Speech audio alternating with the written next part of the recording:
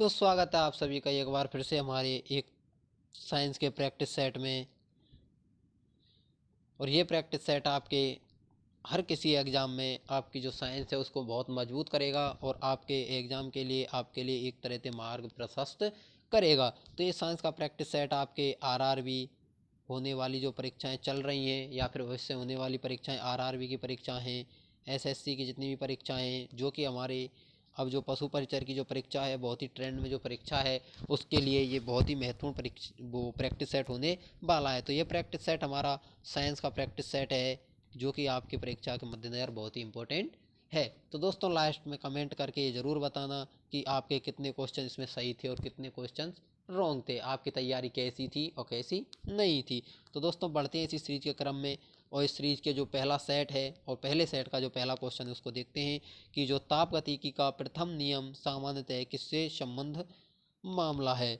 जो देखिए जो क्या है, जो तापगति का जो प्रथम नियम है वो किससे संबंधित है, वो है ऊर्जा संरक्षण के नियम से संबंधित है। किससे संबंधित है, वो ऊर्जा संरक्षण नियम के नियम से क्या है, संबंधित है या संबद्ध है। देखिए जो कि ऊर्जा संरक्षण के जो नियम है वो क्या कहता है कि ऊर्जा को ना तो उत्पन्न किया जा सकता है और ना ही नष्ट किया जा सकता है। ऊर्जा को क्या किया जाता है, ना तो उत्पन्न किया जा सकता है और ना ही नष्ट किया जा सकता है। अब देखिए जो इसका गणितीय रूप होता है वो होता है डेल्टा ई बराबर delta Q plus delta W, यानी जहाँ पर जो ई का है वो होता है जो आंतरिक ऊर्जा में जो परिवर्तन होता है उसको दर्शाता है ई, जबकि यहाँ पर डब्लू कार्य को दर्शाता है और जो हमारा क्यू है वो निकाय द्वारा अवशोषित ऊष्मा को दर्शाता है।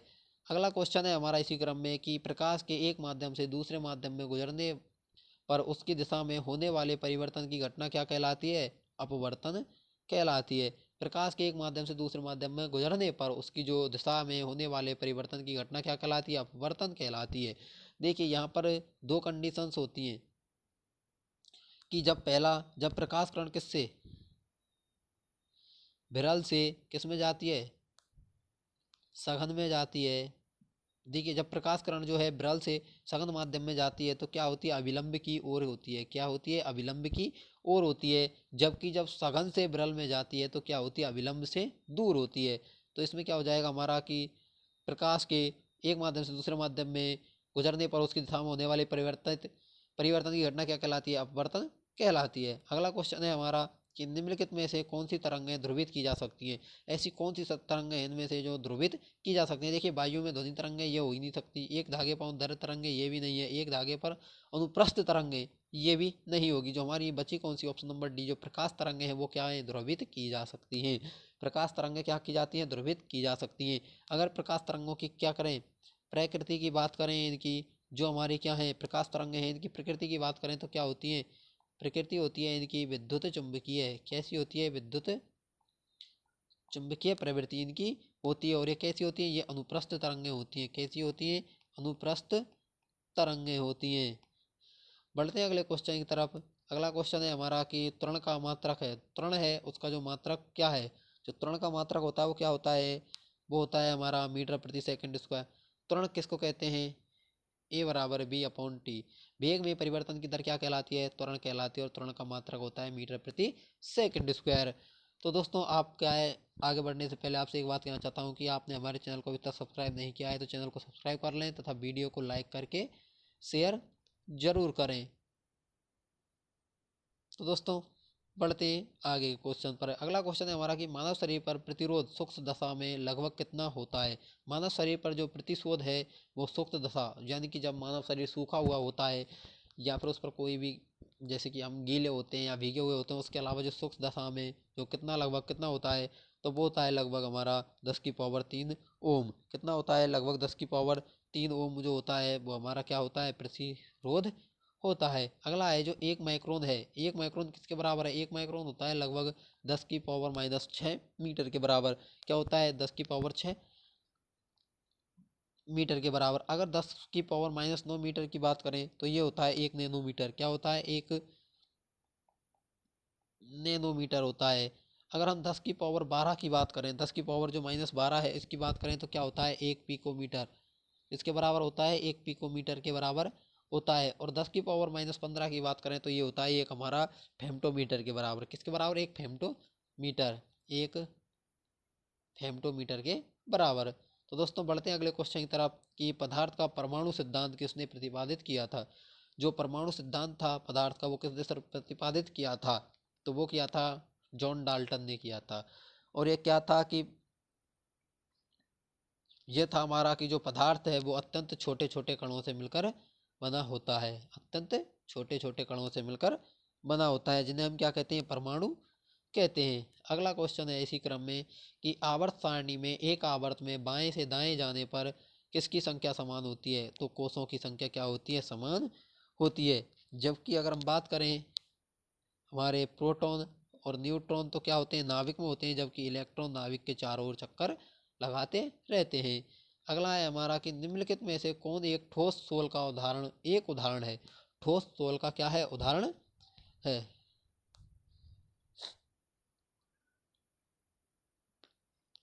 तो इसमें क्या हो जाता है, रंगीन रत्न या पत्थर क्या है, एक ठोस सोल का उदाहरण है। एक ठोस सोल का उदाहरण क्या है, रंगीन पत्थर जो होते हैं जैसे हीरा जवाहरात होते हैं हमारे, वो है होता है। अगला है कि पेट्रोल की गुणवत्ता किससे अभिव्यक्त की जाती है। जो पेट्रोल की जो गुणवत्ता है वो किससे व्यक्त की जाती है, वो उसकी ऑक्टेन संख्या से व्यक्त की जाती है। अगला क्वेश्चन है कि पहली बार परमाणु बम कहाँ फेंका गया था। जो पहली बार था परमाणु बम, पहली बार परमाणु बम 6 अगस्त 1945 को हिरोशिमा नागासाकी, जो कि हिरोशिमा है, वहाँ पर क्या गिराया गया था। अगर जो पहली बार जो बम गिराया था उसका नाम था लिटिल बॉय। क्या नाम था उसका, लिटिल बॉय उसका नाम था। और ये 6 अगस्त 1945 को गिराया गया था। उसके 3 दिन बाद नागासाकी पर एक बम गिराया था, जिसको क्या, जो कौन सा था, वो था फैटमैन। कौन सा बम था, वो था फैटमैन। नागासाकी पर गिराया गया बम का नाम था फैटमैन, जबकि हिरोशिमा पर गिराया गया बम का नाम लिटिल बॉय था। और 6 अगस्त 1945 को कहाँ पर, हिरोशिमा पर पहला परमाणु बम गिराया गया था। अगला क्वेश्चन है कि वह परिवर्तन जिसमें एक या एक से अधिक नए पदार्थ बनते हैं क्या कहलाता है। वह परिवर्तन जिसमें एक या एक से नए अधिक पदार्थ बनते हैं तो वो क्या कहलाता है, वो रासायनिक परिवर्तन कहलाता है। क्या कहलाता है, वह रासायनिक परिवर्तन कहलाता है। ऑप्शन नंबर भी क्या हो जाएगा हमारा यहाँ पर राइट आंसर हो जाएगा। अगला क्वेश्चन है कि वह औषधि कौन सी है जो दुश्चिंता को, किसको, जो दुश्चिंता को कम करती है और एक शांति प्रदान करती है, तो उसको क्या कहते हैं, हम प्रशांतक कहते हैं। क्या कहते हैं उसको, प्रशांतक कहते हैं। ये क्या है, केंद्रिका जो तंत्रिका तंत्र है उस पर प्रभाव डालकर क्या करती है, दुश्चिंता को कम करती है।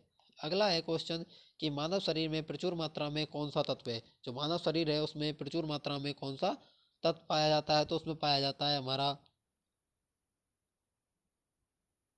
प्रचुर मात्रा में ऑक्सीजन पाया जाता है। ये पाया जाता है लगभग 65%। कितना, ऑक्सीजन कितना पाया जाता है, लगभग 65% पाया जाता है ऑक्सीजन। उसके बाद जो हमारे उसमें पाया जाता है वो पाया जाता है कार्बन। ये तो है लगभग 18.5%।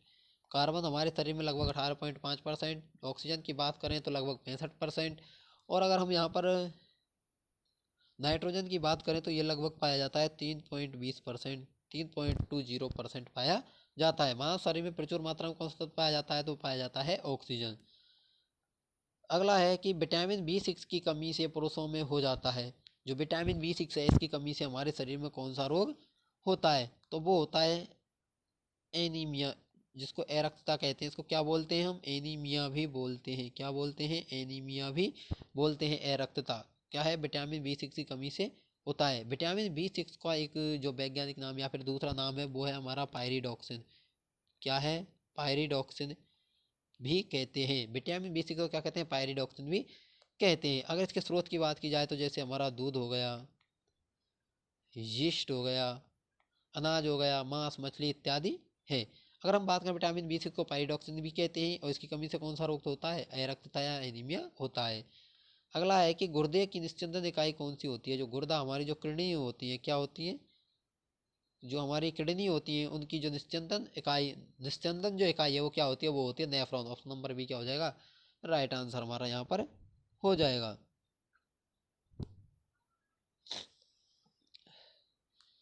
बढ़ते हैं अगले क्वेश्चन की तरफ कि मनुष्य के शरीर में कुल कितनी हड्डियां होती हैं। जो मनुष्य है, जो स्वस्थ मनुष्य, उसके शरीर में कितनी हड्डियां होती हैं? 206 हड्डियां होती हैं। मनुष्य के शरीर में कितनी हड्डियां होती हैं? 206 हड्डियां होती हैं। अगर हम बात करें तो यहाँ पर देखिए 80 जो हड्डियां होती हैं वो हमारी क्या होती हैं? अक्षीय कंकाल होती हैं। क्या होती हैं? अक्षीय कंकाल होती है। जबकि जो हमारी एक तो जो 26 हड्डियां होती हैं वो होती हैं उपांगीय कंकाल। क्या होती हैं? उपांगीय कंकाल होती हैं। अब देखिए अगर बात करें 80 हड्डियां हमारी अक्षीय कंकाल और जबकि 126 जो हड्डियां हैं वो क्या आती हैं? उपांगीय कंकाल होती हैं। अगला है कि संचारित प्रणाली की खोज किसने की थी? वो की थी William Harvey. Option number B हमारा यहाँ पर राइट आंसर हो जाता है। अगला क्वेश्चन है कि वयस्क मनुष्य में व्यक्ति हृदय का वजन लगभग कितना होता है? एक जो सामान्य वयस्क व्यक्ति के हृदय का वजन लगभग कितना होता है? तो वो होता है लगभग 300 ग्राम। ऑप्शन नंबर बी हमारा यहाँ पर राइट आंसर हो जाता है। कितना होता है? लगभग 300 ग्राम एक वयस्क मनुष्य के, स्वस्थ वयस्क मनुष्य के क्या होता है? हृदय का वजन होता है लगभग 300 ग्राम। अगला है कि निम्नलिखित में से कौन सी ग्रंथि सेक्स हार्मोन का स्राव करती है? वो करती है एड्रेनलिन, जिसको हम क्या कहते हैं? अधिवृक्क ग्रंथि भी कहते हैं। क्या कहते हैं? जिसको हम अधिवृक्क ग्रंथि भी कहते हैं। ये क्या करती है? सेक्स हार्मोन का क्या करती है? श्रावण करती है। अगला क्वेश्चन है कि तंत्रिका तंत्र मानव शरीर पर किस तंत्र का हिस्सा है? जो तंत्रिका तंत्र है वो मानव शरीर के किस तंत्र का हिस्सा है? वो है तंत्रिका तंत्र का हिस्सा है। किसका है? वह तंत्रिका तंत्र का क्या है? हिस्सा है। अगर हम तंत्रिका कोशिका की बात करें तो ये हमारे शरीर की क्या है? सबसे लंबी कोशिका है। क्या है? हमारे शरीर की सबसे सबसे लंबी कोशिका है। अगला क्वेश्चन है कि पंचजगत पर जो पंचजगत वर्गीकरण है वो किसने किया था? वो किसने किया था? तो वो किया था R H व्हीटेकर ने। किसने? R H व्हीटेकर ने किया था। इसने किसने? तो 5 वर्गों में बांटा था। कितने वर्गों में बांटा था? 5। अगर हम पहले की बात करें तो वो था हमारा मोनेरा। यहाँ पर दूसरे की बात करें, दूसरा था प्रोटिस्टा। तीसरा हो जाता है हमारा प्लांटी। चौथे की बात करें तो हमारा कवक। और पांचवा था एनिमेलिया। अगर पंच जगत वर्गीकरण किसने किया था? R H व्हीटेकर ने किया था। इसमें 5 जगत में इसने क्या किया था? हमको बांटा था। पहला था मोनेरा, प्रोटिस्टा, प्लांटी, कवक और एनिमेलिया।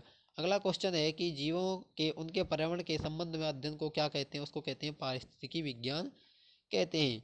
क्या कहते हैं? पारिस्थितिकी विज्ञान कहते हैं। अगला क्वेश्चन है हमारा कि निम्नलिखित में से किसे आनुवांशिकी का जनक कहते हैं? फादर ऑफ जेनेटिक्स कहते हैं। फादर ऑफ जेनेटिक्स कहते हैं। आनुवांशिकी का जनक किसे कहते हैं? उसको मेंडल को कहते हैं। आनुवांशिकी का पता किसको कहते हैं? या आनुवांशिकी का पिता भी कहते हैं। किसको कहते हैं? मेंडल को कहते हैं। Gregor John Mendel. अगला है हमारा कि वे क्रमादेश जो किसी चक्रिका को संक्रमण से बचाते हैं क्या कहलाते हैं? जो वे क्रमादेश जो किसी चक्रिका को किससे बचाते हैं? संक्रमण से बचाते हैं, क्या कहलाते हैं? वो कहलाते हैं प्रतिकारक। ऑप्शन नंबर सी हमारा यहाँ पर राइट आंसर हो जाएगा। क्या हो जाएगा? प्रतिकारक हमारा यहाँ पर राइट आंसर हो जाएगा। इसी क्रम में आगे बढ़ने से पहले मैं आपसे कहना चाहता हूँ, आपने हमारे चैनल को सब्सक्राइब नहीं किया, सब्सक्राइब करके वीडियो को लाइक करके और शेयर ज़रूर कर दें, जिससे कि आपके साथ साथ आपके मित्रों का भी कुछ भला हो सके। ये हमारे साइंस का जो प्रैक्टिस सेट है ये आपके लिए अब रेगुलर हमारे चैनल पर देखने को मिलेगा।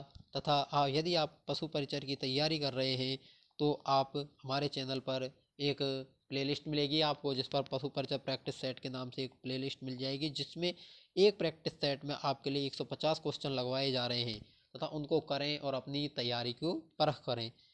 बढ़ते हैं अगले क्वेश्चन की तरफ कि डार्विन फिंचिज का प्रयोग किस समूह के लिए किया जाता है? जो डार्विन फिंचिज है वो किस समूह का प्रयोग किया जाता है? तो वो किया जाता है पक्षियों के लिए। किसका प्रयोग, इसके किसके लिए प्रयोग किया जाता है? ये डार्विन फिंचिज ये किया जाता है पक्षियों के लिए। अगला है कि ब्लड रक्त कैंसर, जिसको हम लुकेमिया भी कहते हैं। क्या कहते हैं? लुकेमिया भी। आमतौर पर किस नाम से जाना जाता है? जो ब्लड कैंसर होता है उसको लुकेमिया के नाम से भी जाना जाता है। और ये होता है हमारे शरीर में WBC की असमान तरीके से बढ़ना। हमारे रक्त में जो क्या है WBC का असामान्य तरीके से क्या है बढ़ते रहना क्या क्या किसका प्रतीक होता है? ल्यूकेमिया ब्लड कैंसर का प्रतीक होता है। अगला क्वेश्चन है कि बहुकोशिकीय जीव कोशिका विभाजन द्वारा क्या करते हैं? वृद्धि करते हैं।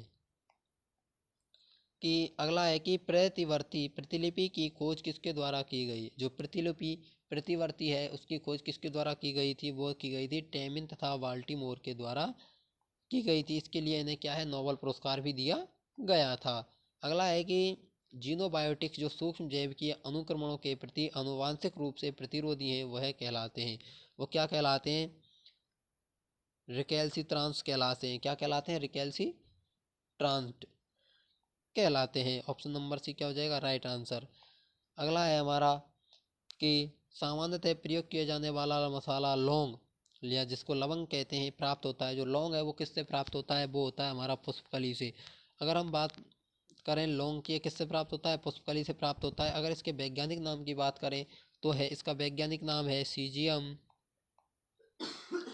सीजियम एरोमेटिकम। क्या है? सीजियम एरोमेटिकम। क्या हो जाता है इसका नाम? सीजियम एरोमेटिकम क्या होगा? इसका वैज्ञानिक नाम हो जाता है। और ये किससे प्राप्त होता है? पुष्पकली से प्राप्त होता है। ये बहुत ही इंपॉर्टेंट क्वेश्चन है, हर एक परीक्षा की दृष्टि से ये अधिकतर पूछा जाने वाला क्वेश्चन है। अगला है और ये हमारा क्या है अंतिम क्वेश्चन है ये हमारा अंतिम क्वेश्चन है कि मृदा में जल तनाव मापने के लिए प्रयोग किए जाने वाले यंत्र को क्या कहा जाता है? क्या कहा जाता है इसको? टेंसिनोमीटर या फिर तनाव मापी कहा जाता है। क्या कहा जाता है? टेंसिनोमीटर। क्या कहा जाता है?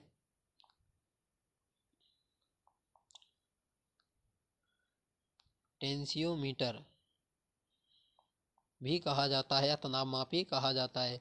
तो दोस्तों आज का जो साइंस का प्रैक्टिस सेट है वो यहीं पर ख़त्म होता है। दोस्तों आशा करता हूँ कि आपको हमारी जो ये वीडियो है वो पसंद आई होगी और हमारा प्रैक्टिस सेट अच्छा लगा होगा। तो दोस्तों हमें कमेंट करके ज़रूर बताएं कि आपके कितने क्वेश्चंस राइट थे और कितने क्वेश्चन रॉन्ग थे या फिर आपकी तैयारी कैसी है। और यदि आपको डिटेल्ड वीडियो चाहिए किसी भी टॉपिक की, साइंस हो, जीके हो, रीजनिंग हो, हमारी किसी भी की टॉपिक की या फिर किसी भी सब्जेक्ट की आपको क्लास चाहिए तो हमें कमेंट करें तथा अपनी परीक्षा की तैयारी को और धार देने के लिए हमारे चैनल को सब्सक्राइब जरूर करें। आप जो भी कहेंगे कमेंट करेंगे उसी की क्लासें या उसी के प्रैक्टिस सेट या फिर उसी के पीवाई के क्वेश्चंस आपके लिए हम प्रोवाइड कराएंगे। इसके लिए हमारे चैनल को सब्सक्राइब कर लें, वीडियो को लाइक करके शेयर जरूर करें और हमारे चैनल से जुड़ना ना भूलें और अपने मित्रों को भी हमारे चैनल से जोड़ें जिससे कि आपके साथ साथ आपके मित्रों का भी भला हो और हमारे लिए थोड़ा मोटिवेशन मिल सके कि हमसे जुड़ रहे हैं तो हमें आपके लिए बहुत अलग अलग प्रकार के प्रैक्टिकल लेकर आते रहेंगे, नए नए कंटेंट लाएंगे आपके लिए, नए नए क्वेश्चंस लाएंगे जो कि आपके लिए आपकी परीक्षा के लिए बहुत ही उपयोगी साबित होंगे। तब तक के लिए मिलते हैं अगले साइंस के प्रैक्टिस सेट में। तब तक के लिए राधे राधे।